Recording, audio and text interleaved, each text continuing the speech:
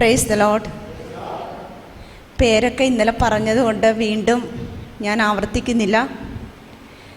ഇന്ന് കിട്ടിയ ഉൾക്കാഴ്ചകളെക്കുറിച്ച് പറയുമ്പോൾ പലപ്പോഴും പ്രാർത്ഥനാ ജീവിതത്തെക്കുറിച്ച് ഞാൻ പറഞ്ഞിരുന്നത് ഞാൻ പ്രാർത്ഥിച്ചു, ഞാൻ ഉപവസിച്ചു എന്നൊക്കെയാണ്. എന്നാൽ ഇന്നത്തെ ക്ലാസ്സിലൂടെയാണ് അതേറെ വ്യക്തമായിട്ട് എനിക്ക് മനസ്സിലായത്. പലപ്പോഴും ദിവ്യകാരുണ്യത്തിൻ്റെ മുൻപിൽ ഒത്തിരിയേറെ സമയം പ്രാർത്ഥിക്കുവാനായിട്ട് ഈശോ എനിക്ക് കൃപ തന്നിട്ടുണ്ട്.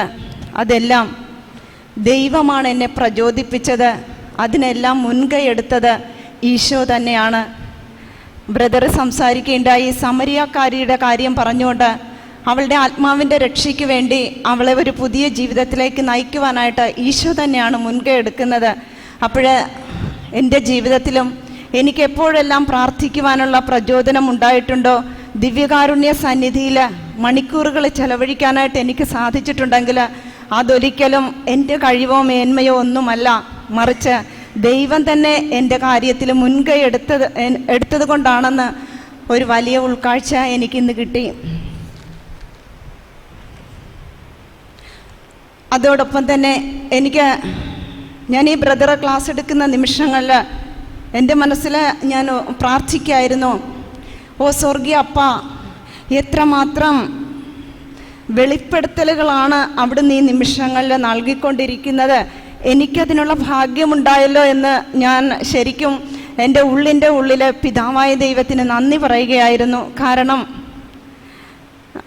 പഴയ നിയമം പുതിയ നിയമത്തിൽ പൂർത്തീകരിക്കപ്പെടുന്നത് ഉദാഹരണ സഹിതമൊക്കെ പറഞ്ഞു കഴിഞ്ഞപ്പോൾ അതിനെനിക്ക് വളരെയേറെ വ്യക്തത കിട്ടി. പലപ്പോഴും ബൈബിള് വചനങ്ങൾ വ്യാഖ്യാനിക്കുമ്പോൾ അതിൻ്റെ പശ്ചാത്തലം മനസ്സിലാക്കണമെന്നൊക്കെ ധ്യാനങ്ങളിൽ ഞാൻ കേട്ടിട്ടുണ്ട്. പക്ഷേ ഇത്രയും വ്യക്തതയോടുകൂടി ഇന്ന് വരെ ആരും അത് മനസ്സിലാക്കി തന്നിട്ടില്ല. പക്ഷേ ഇന്നത്തെ ക്ലാസ്സിൻ്റെ വെളിച്ചത്തിൽ എങ്ങനെയാണ് പഴയ നിയമത്തിലെ ഓരോ പ്രവചനങ്ങളും പുതിയ നിയമത്തിൽ പൂർത്തീകരിക്കപ്പെടുന്നതെന്ന് വളരെ വ്യക്തമായിട്ട് ബ്രദർ പറഞ്ഞ് മനസ്സിലാക്കി തന്നു. അതും എനിക്കൊരു പുതിയ ഉൾക്കാഴ്ചയായിരുന്നു.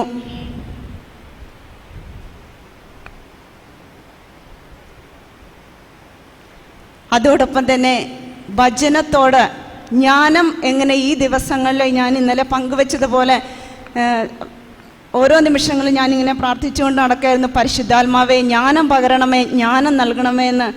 അപ്പോഴതിന് വേണ്ട കാര്യങ്ങൾ ദൈവത്തിൻ്റെ വചനത്തോട് തീവ്രമായ ഒരു അഭിനിവേശം വേണമെന്ന്, തീവ്രമായൊരു ആഗ്രഹം വേണം.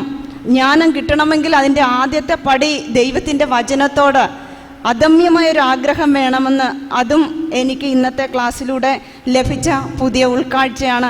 ഒത്തിരിയേറെ ആത്മീയമായ ഞാനീ പറഞ്ഞത് കൂടാതെ ഇനി അനേകർക്ക് പങ്കുവെക്കാനുള്ളത് കൊണ്ടാണ് ഞാനീ പറഞ്ഞത് കൂടാതെ ബ്രദറിൻ്റെ ഓരോ ക്ലാസ്സിൻ്റെ നിമിഷങ്ങളിലും തമ്പുരാൻ ഒത്തിരി ഉൾക്കാഴ്ച തന്ന് എന്നെ അനുഗ്രഹിച്ചുകൊണ്ടിരിക്കുകയാണ്. ഈശോയുടെ നാമത്തിന് മഹത്വം ഉണ്ടാകട്ടെ. Praise the Lord.